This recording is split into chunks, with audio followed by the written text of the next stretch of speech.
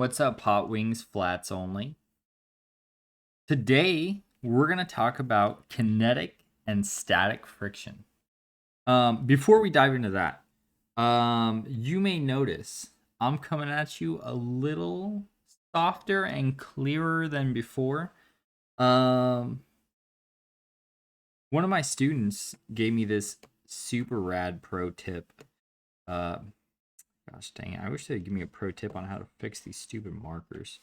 They gave me this super rad pro tip on how to activate a noise cancellation filter for my microphone in the software that I use.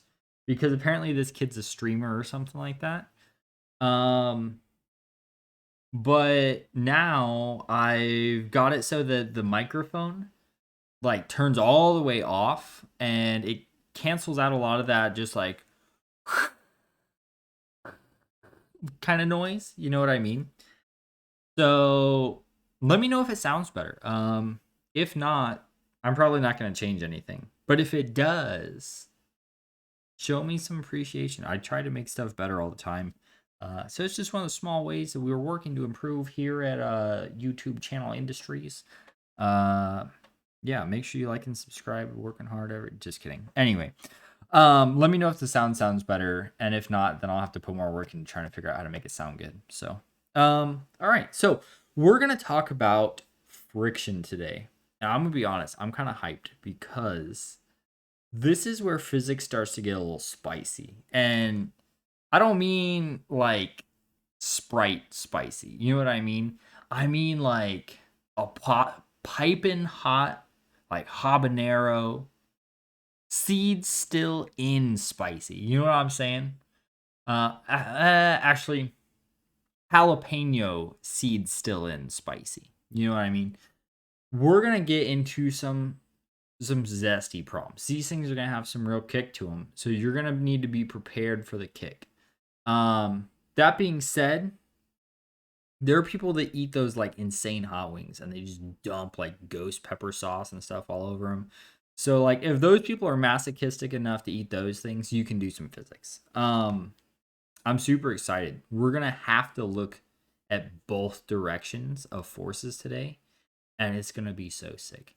The last problem is going to put some hair on your butts, okay? So buckle up. If you need to pause the video and go put your big kid chonies on. Crack your fingers, kiss your mom goodbye. Tell her this might be the last time she sees you as a child because you're about to come back a man or woman after this problem. It's going to be so sick. You're going to love it. So let's go talk about everybody's favorite activity, friction. So we need some vocabulary words first so that you know what we're talking about and you kind of have an inkling as to why we pick one thing over the other. So friction is exactly what you think friction is. Friction is the force.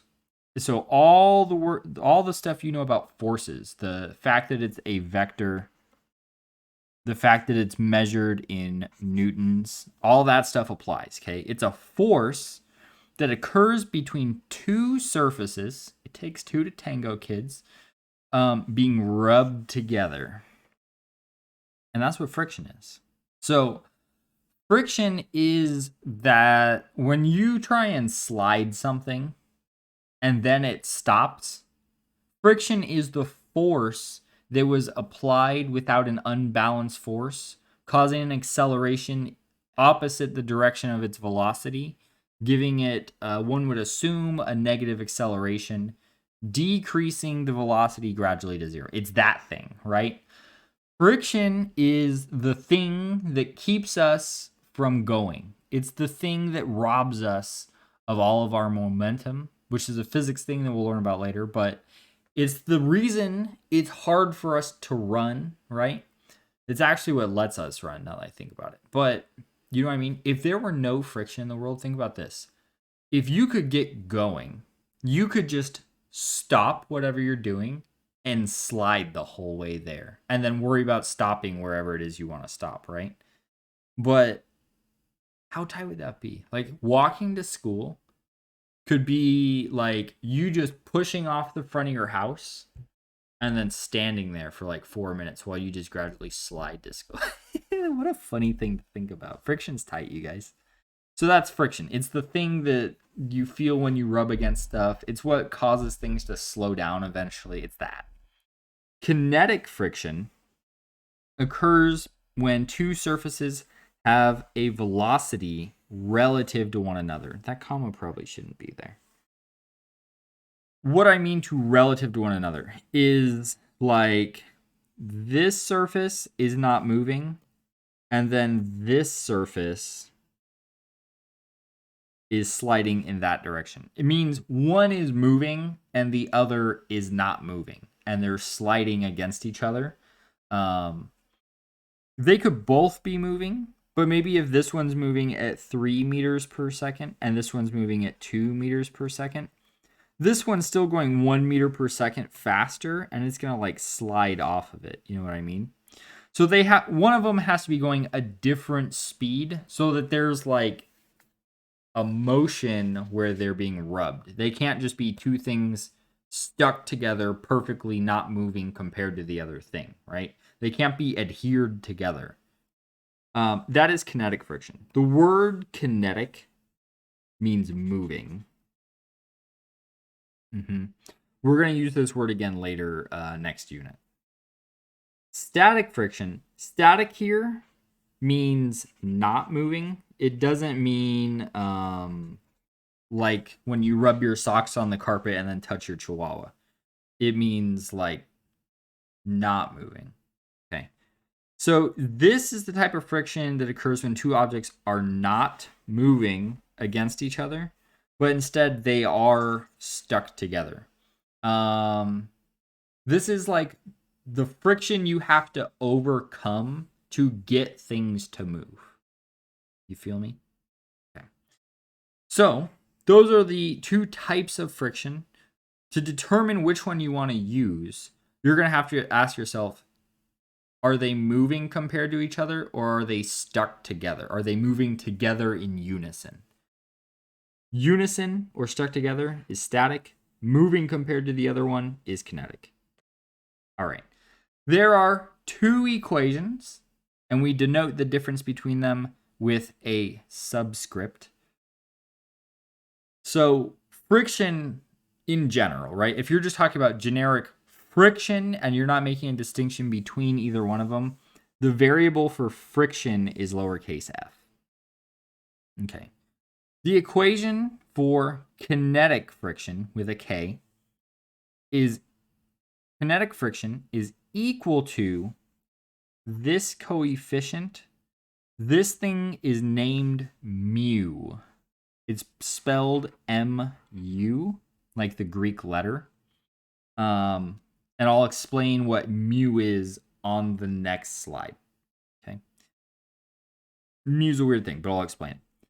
It's mu times n, and n here is the normal force. Okay. Let me talk about units here a teeny tiny bit. Friction is a force. It is measured in newtons. Normal force, as the name would imply, is a force. It is also measured in newtons. So what do we have to multiply newtons by to turn it into a newton? That's right. 1 or nothing, right? It's already a newton, so we don't want to change it. So mu is unitless. There are no units for mu. Other things that you know that are unitless. Radians, like the angle measure, people say that those things are unitless. Although people also say degrees, like angles is a unit. So I'm not 100% convinced by that thing. But this is literally just a scaling constant. It's not a vector, it's a scalar. It's just a number to like appropriately adjust how strong friction is. You want to think about it like the strength of friction. Okay. Bigger numbers are more friction, smaller numbers are less friction. So basically, friction is the normal force or the contact force. It's how hard the two surfaces are pressing against each other times some scaling factor. Okay? That's kinetic friction. Static friction is the same equation, except it's not an equation. It's an inequality. So let's break down why this is a less than or equal to. Let's consider a scenario, okay? We've got a tissue box. Do tissue boxes look like this?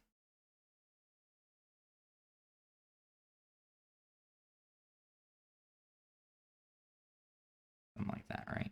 That's a tissue box. And it's sitting on a surface. And let's say the normal force, looking at this tissue box, right? We've got weight down. We've got the normal force up. This is supposed to be flat. I'm just a horrible artist. There. Now it's flat. Flat-ish. Flat-ish. There we go. Okay. Here's our force diagram. Okay. These are obviously equal. We'll talk about that later. And then I'm going to press on this thing. I'm going to apply a force to the side of it. I'm going to press on the tissue box with the applied force. This is too big. Force applied of 0.00001 newtons. Okay. What this is I'm standing on the other side of the room and I sneezed, and the air molecules are gradually bumping against each other, and this little tiny poof of air molecules bumps into the side of the tissue box and applies a force of 0.00001 newtons. Let's say the tissue box weighs, the mass times the gravity is equal to 1 newton. That's about an apple. Okay, that's probably pretty close, right? So obviously the normal force is 1 newton. And let's say mu between the tissue box and the ground is 0.1 in this scenario, okay? 0.1 times 1 is 0.1. Okay. If I push with this teeny tiny force, does friction suddenly push with a force that's 1, 2, 3, 4, 10,000 times bigger, and then make an unbalanced force here, and then the box accelerates that direction? Just a little tiny air poof magically pulls the box towards my sneeze? No, right? Friction is a very intelligent force, like the normal force. Friction will adjust itself to perfectly cancel out whatever the applied force is. Oh, I should make that like that. So that the tissue box remains motionless. What the normal force does is it almost instantaneously adjusts itself to perfectly match the applied force until it hits this limit. And then as soon as you pass this number, it will start to slide. You've overcome friction and it begins to slide around. And then you start using this equation instead. Okay. Okay, does that make sense to you? If not, ask me about it. Maybe pause the video, unmute yourself in the webinar and say, Barton, I'm a little confused about this adjusting static friction. But the idea is less than means it could be from 0 up to or equal to whatever this number is. It can be anywhere from 0 to 0.1. It could be 0.05. It could be 0.00001. But once you get anything past 0.1, you get to 0.1000000000001. You've overcome friction, it starts to slide, and then no longer static friction. Anything below that isn't strong enough to start the object in motion, and friction just magically adjusts itself to match. Cool? Comprende? So that's what the inequality is for. It's because if you give a little poof of air, things don't feel the full force of the potential friction. They just adjust, and it's like, no, just a little counter poof, and then we're fine and we're not moving. All right. So those are our equations. Let me talk a little bit at length about this mu thingy. We know that it's unitless. We know that it's a scalar. Let's talk a little more in depth about it. I traced that. I didn't actually hand draw it. I picked a picture and then I drew over it because, homeboy's not trying to try that hard, but that's how you say it, right? The name of this drawing, copyright infringement pending, is how you pronounce the name of this variable. Okay. So mu is the coefficient of friction. That's the name of this thing in physics. It's a coefficient of friction. And every pair of surfaces, and you're reading that right, that's not a typo. A pair of surfaces has two mu's, two distinct mu's. Every set of surfaces has a mu static and a mu kinetic. That's a K. Shucks. Okay. The static one goes with the static equation, and the kinetic one goes with the kinetic equation, obviously, right? That's why they're named that. Static, the coefficient of static friction is always 100% of the time bigger than the coefficient of kinetic friction. The stationary one always has the bigger coefficient. The value of these is specific to the two surfaces which you're rubbing together. So if you think about rubbing, what's some smooth stuff? Like you've got some like your countertop here, and then you rub like your wet finger on this thing. You draw fingers, right? Something like this, like a cartoon finger. You rub your wet finger on this, it's gonna slide instead of wet finger, you dipped your finger in butter and then you rubbed it on your granite countertop. Oh, that's gotta be so smooth. You know what I mean? That is smoother than rubbing sandpaper on a piece of wood, right? So depending on what the two surfaces you rub together, these two values, your coefficient of static friction and your coefficient of kinetic friction, they are different for every two substances that you are rubbing together in the universe. And there's not a way to calculate it. You can't look at the little rubber feet on the bottom of your calculator and the wood, or rather the seal on the wood on the table that your calculator is sitting on. Think really hard and then just calculate it. You have to take measurements in a lab and figure it out. You can only experimentally figure out what these coefficients are. There's no way to determine them. You have to be told what they are, or you have to have enough information about the rest of the problem to be able to solve for the coefficient of friction. Okay. So, I'm just trying to make sure that I told you everything you need to know about it.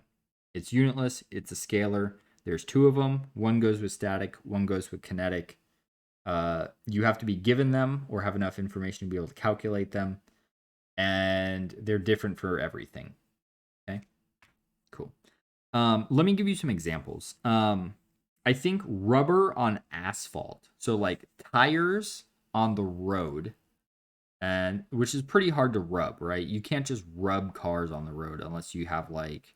And then there's the one kid in the class right now. He's like, "Nuh-uh, Mr. Barton, I do burnouts all day, every day. That's my favorite hobby is burnouts." But asphalt and rubber has a coefficient of static friction, so to get it spinning, of about 1.1.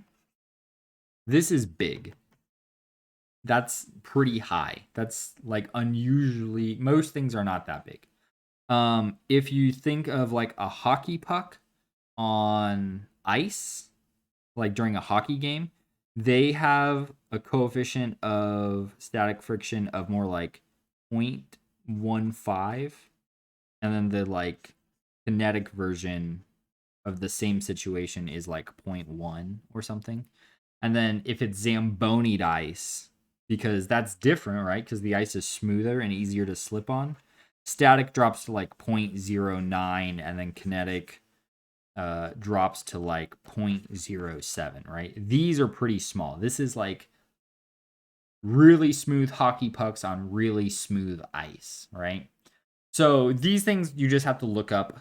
Disclaimer, every single one in this set of notes is 100% made up. Okay.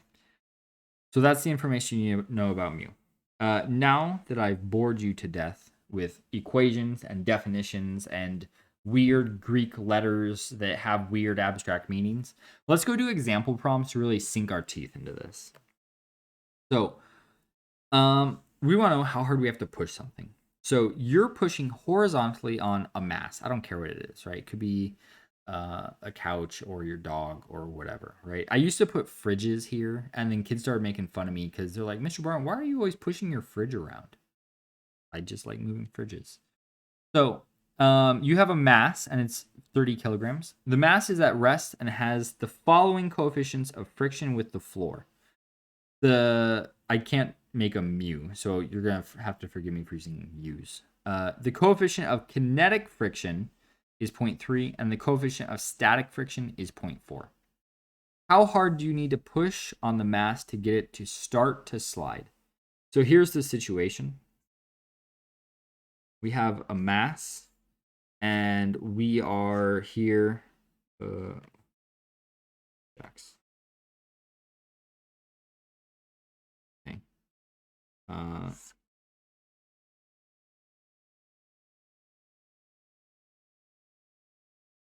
And you're pushing on this thing. You got little stubby legs. Okay. And the floor is shaped like that, apparently. So you're pushing on this thing. It's 30 kilograms. And we want to know, how hard do you need to push to get the thing to start to slide? So let's start breaking down this problem. Some really great advice for every single problem involving forces that you come across. Your very first step should be to draw a force diagram. So let's look at a force diagram for this block, because this seems to be where all the forces are happening. They're being applied to this thing. So we'll draw a force diagram for this 30 kilogram mass. All right. It has a weight down. I'm applying a force to it in that direction. Force applied. The ground is preventing it from falling. So we have a normal force up. Ignore the little wiggle there. And then we have a friction resisting my force applied. So it's going to be pushing backwards. Because it is not moving, we know because of Newton's first law that the sum of forces needs to be 0. So we know in the y direction, this normal force has to cancel the weight, so we can mark those equal. Likewise, our applied force is being canceled by the friction force.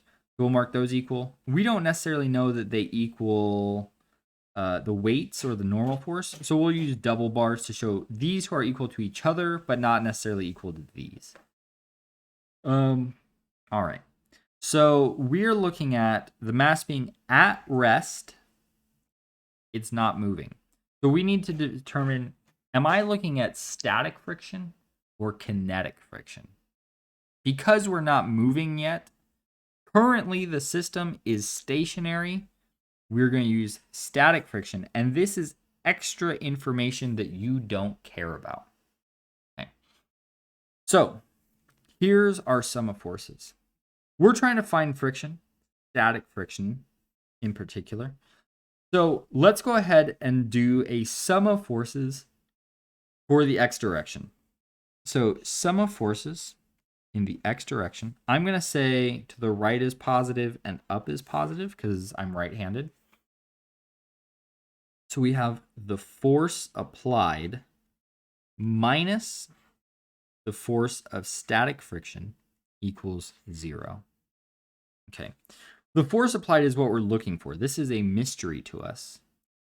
The static friction is, I mean, not given to us, but we'll investigate, right? Don't worry. I won't let you get lost, little lambs. So let's maybe substitute this for an equation, and then we will, or actually, let's maybe stop and think a little bit. Okay. Assuming that this is, let's just pick a number. What's your favorite number? 10, Mr. Barton. Okay, 10. So let's just pretend this is 10. Less than or equal to 10, of course, as per the formula. So if my force applied is 2 newtons, this isn't going to be 10 newtons. It's going to be 2 newtons because it perfectly balances itself to maintain this equaling 0, right? If this is 9 newtons, this will turn to 9 newtons, and then it'll still be frictioned. If it's 10 newtons, we are at the absolute maximum value of static friction, the or equal to part. And if we push any harder, we've overcome the force of static friction, and the box begins to slide. So when we ask, how hard do you need to push on the mass to get it to start to slide? We want to know, basically, what is the maximum value of static friction? And then we say that plus literally any amount. Okay?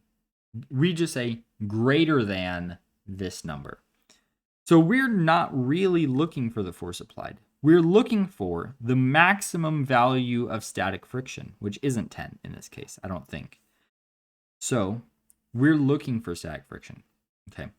So because we're looking for the maximum is the or equal to part.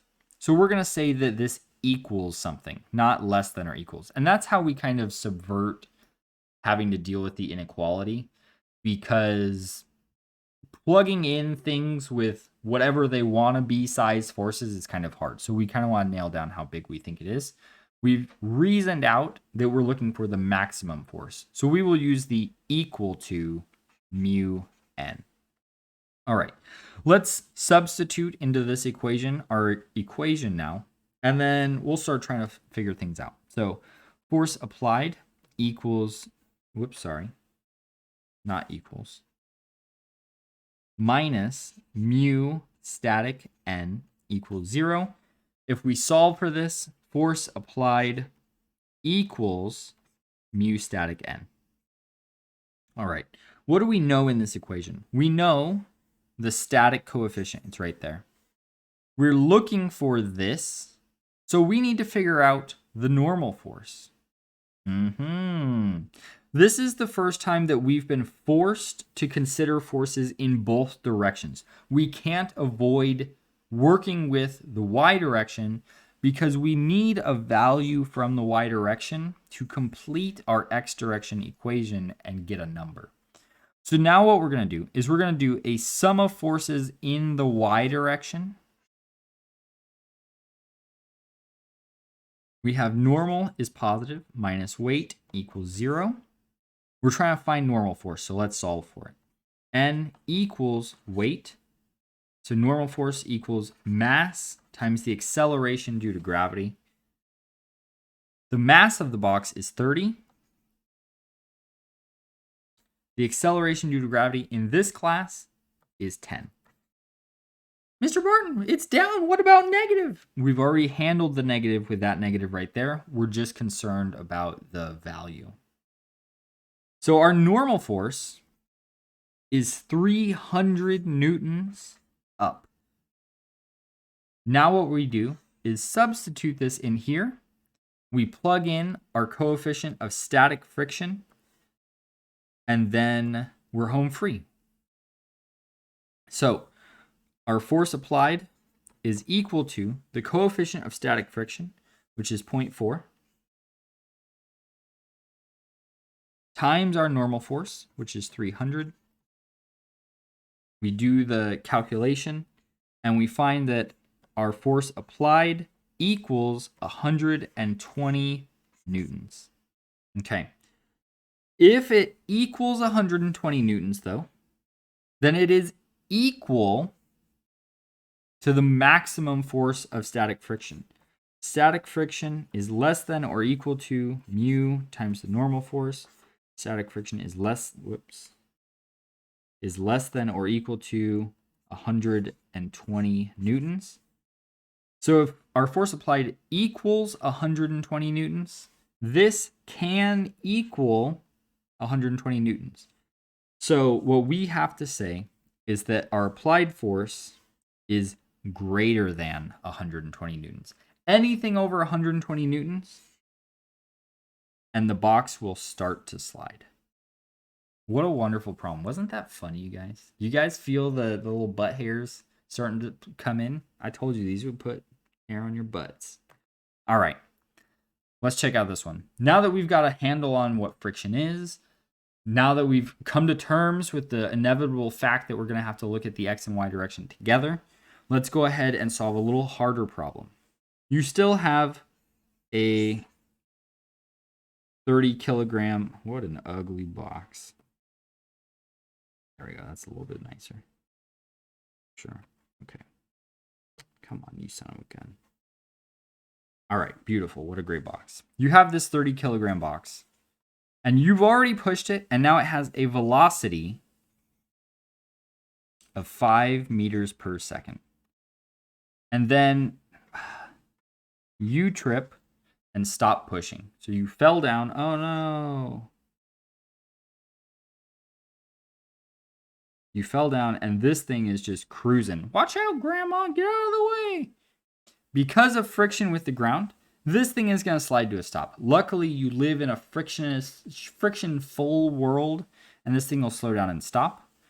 Given that the coefficient of kinetic friction is 0.2 and the coefficient of static friction is 0.25, find how long, that's a time, it takes for the mass to stop, and find out how much farther the mass slides during that time. This is a change in position or displacement.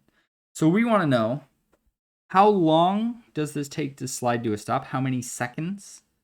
And then we want to know, what is this distance? So that we can tell if our beloved old grandma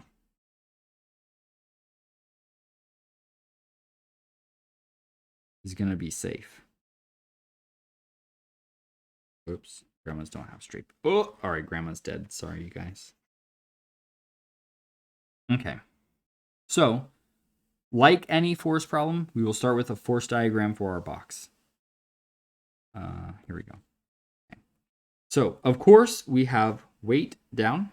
We have the normal force up. We're not pushing anymore. Do you see how our hands are not touching the box? There is no force applied by us. We're not touching it. You're not psychic, and you're not a Jedi, and you're not a wizard. You cannot apply forces to things without touching them, so there is no forward force applied. But because this box is sliding on the ground, there is friction backwards. So now, because we have an unbalanced force in the x direction, because of Newton's second law, this thing is going to accelerate in the opposite direction of its velocity and slow down to a stop. So we're going to go ahead and look at some sum of forces equations.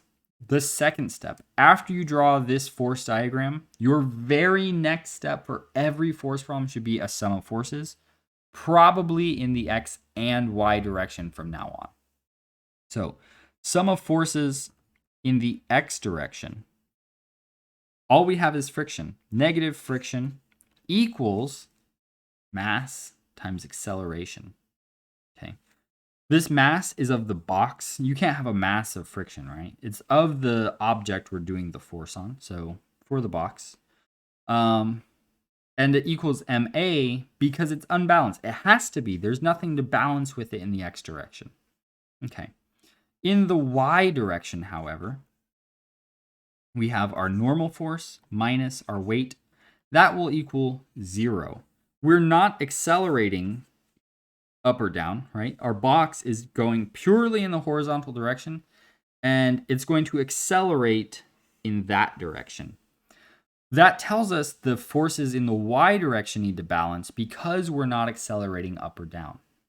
Okay? So we're using the second law and the first law in the same problem. That's amazing. All right. So we're looking for, what are we looking for? Time. Okay. Puzzling, right? This is eerily reminiscent of a velocity problem, right? I gave you this velocity. Let's look at the velocity equation really quick.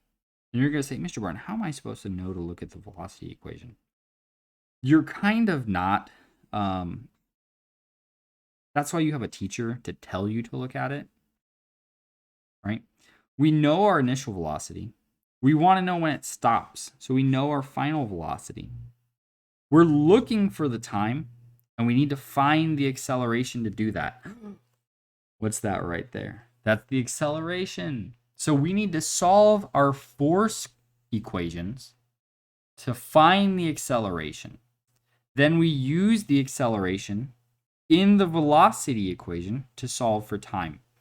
Force equations don't tell you time ever. Time does not appear in them. If we're ever asked to look for some kind of time, we're going to have to go back to the old equations that we know. And hopefully, these two equations will be able to help us solve for those times that we're looking for. Okay? So we're going to solve our force equations for acceleration. We're going to plug the acceleration into the velocity equation to solve for time. And then you guessed it, to find that displacement, we're going to use the displacement equation with the acceleration and the time we solve for. Isn't that incredible?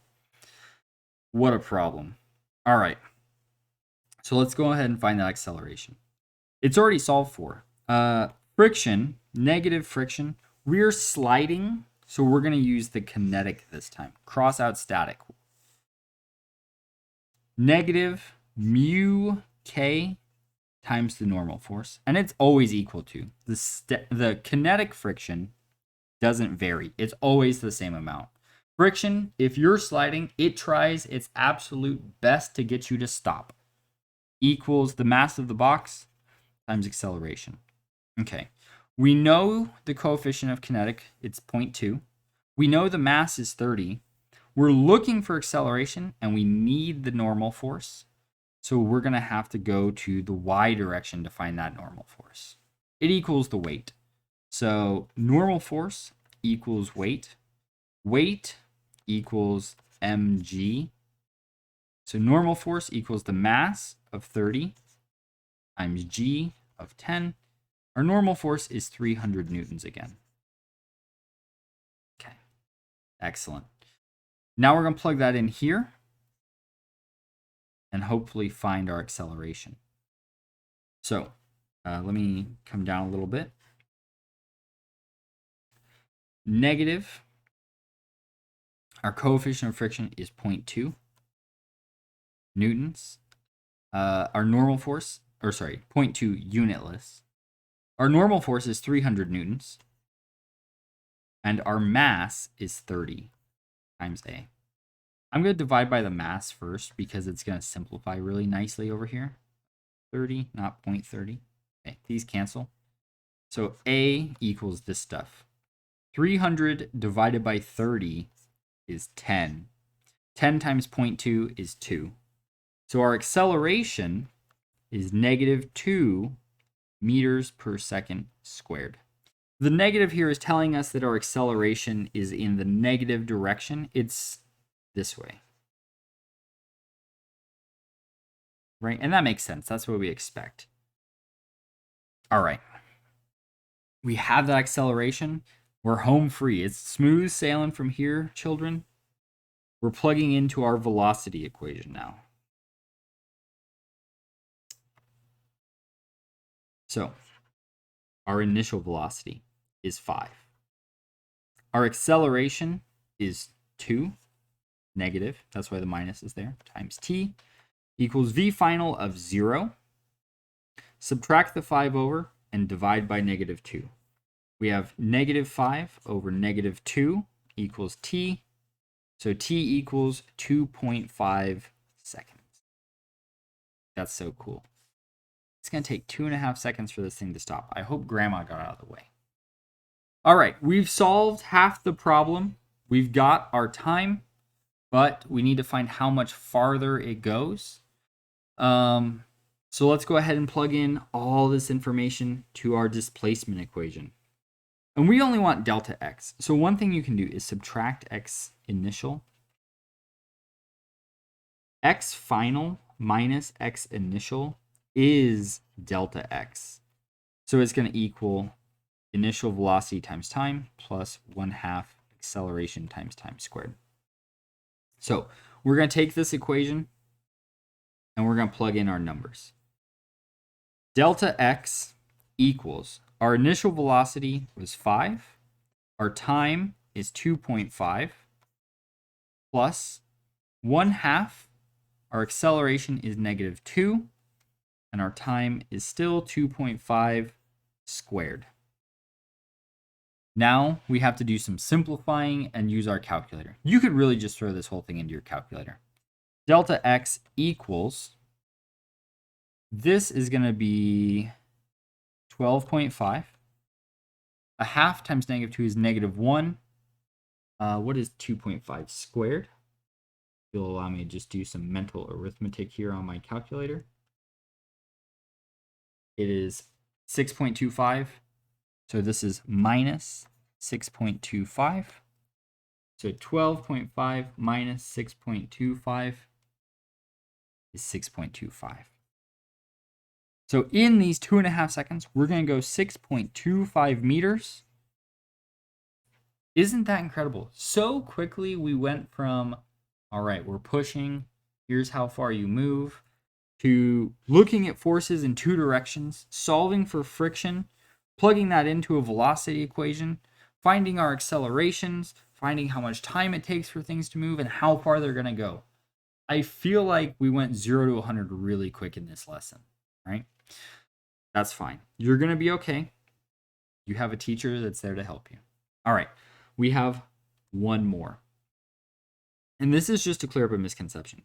We were going to have 2 more, but this video is getting a little long. I think I'm going to save this bad chicken for later. That might go in the challenge problems section.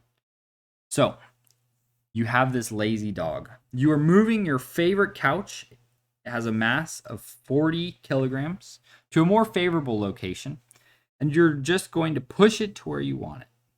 Unfortunately for you, your dog, which has a mass of 26 kilograms, is quite cozy on the couch and refuses to move no matter how much begging you do, which seems a little backwards. Usually dogs beg. You're forced to slide the couch with the dog on it.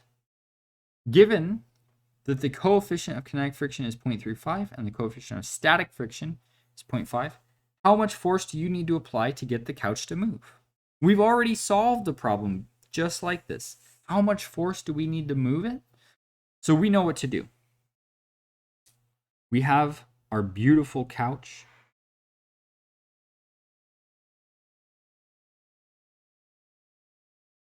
This is my favorite part, to be honest with you guys.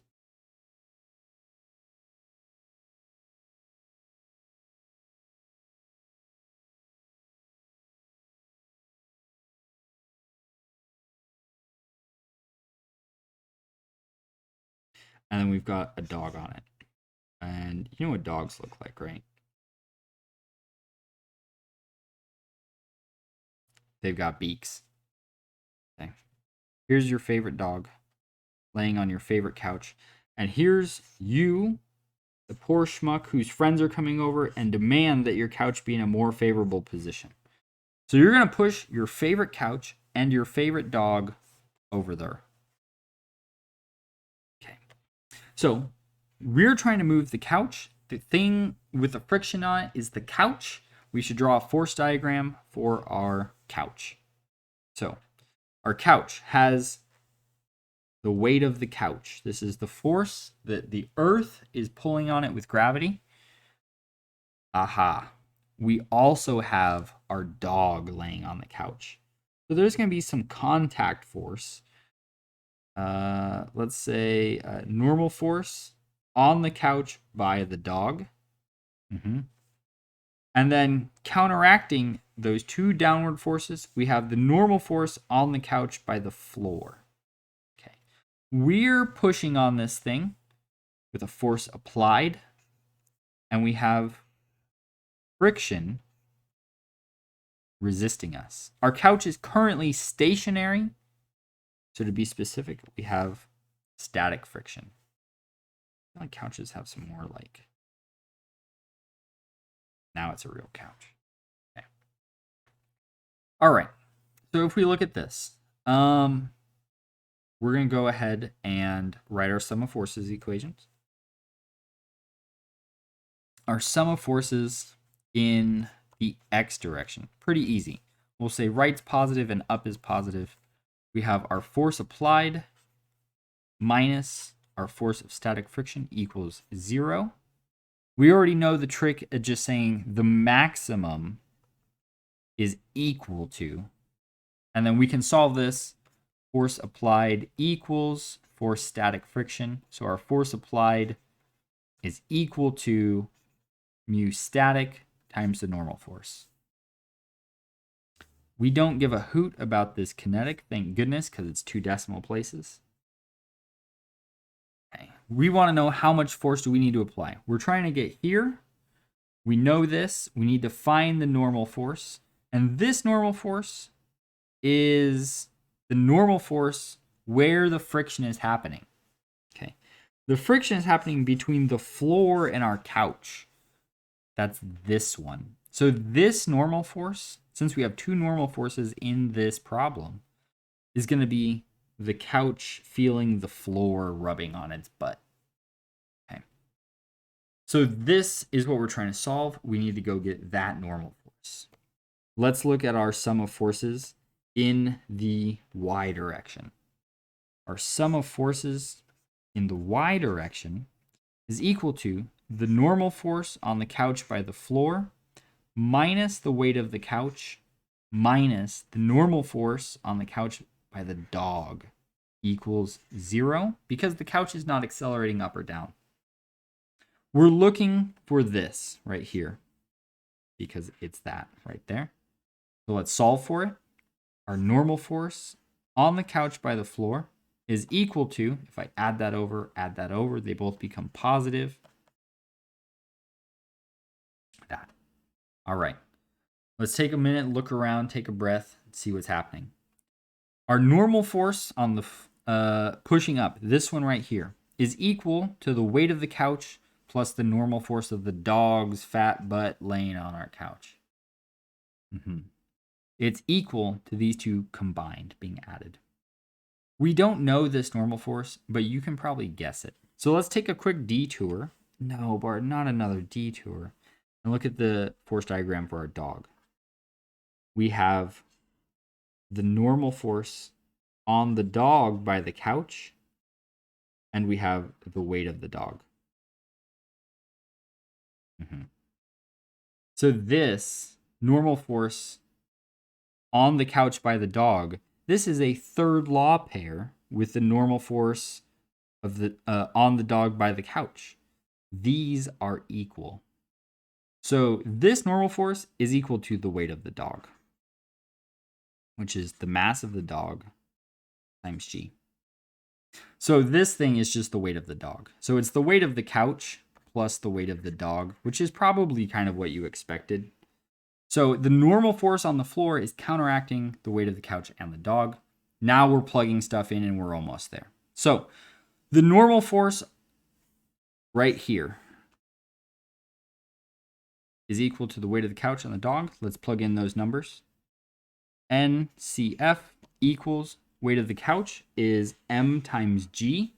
Mass is 40 times g of 10 will be 400, plus the weight of the dog is mass of dog times g. So mass of the dog times 10, 26 times 10 is 260. So this normal force is equal to 660. I wish I could find a way to add another 6 newtons. Okay. So the lesson you're supposed to learn from this problem is that you cannot just blindly assume that normal force equals weight. That's a mistake that many students fall into. You have to make sure you're looking at these sum of forces equations to account for all the things pushing down. The floor will push up hard enough to counteract both forces, that of the weight of the couch and the dog. So this normal force is a little bit bigger than if the dog were not on the couch, which makes sense, right? It's harder to push couches if your dog's sitting on them. Now we take this and plug it back in way up here, right there, actually, over there. So mu s, let's pull over here. Force applied equals mu s, which is, I believe, 0.5. That's correct. 0.5 times the normal force of 660. So half of 660. We need to push harder than 330 newtons to get our couch to move with the dog on it. Again, we have to push harder because if we said equal to, then that would be the absolute maximum static friction force. And we would just barely not be pushing hard enough. And it would just barely be not moving. It would be like trying to. And then you breathe on it. And the weight of your breath is enough to get it to slide. So we need to say our force applied is greater than 330 newtons. And that's the end of the lesson. Thank goodness. Go stretch. Go tell your mom you lived. Be like, Mother, I've returned an adult. Right? Do you remember that joke from an hour ago? You guys are probably so mad right now. But anyway, that's a lot. I understand. If you have questions, please make sure you ask me. If you need help with your practice problems, please make sure that you ask me. I'm going to do my best not to make your homework egregiously long, but if I do, let me know, right? If I overwhelm you, let me know. So I hope you have a good day. Enjoy your newfound power, since you are basically the master of the universe at this point and can solve anything, it feels like. I hope you have a good rest of your day. I hope I didn't ruin your whole day. Have a good one.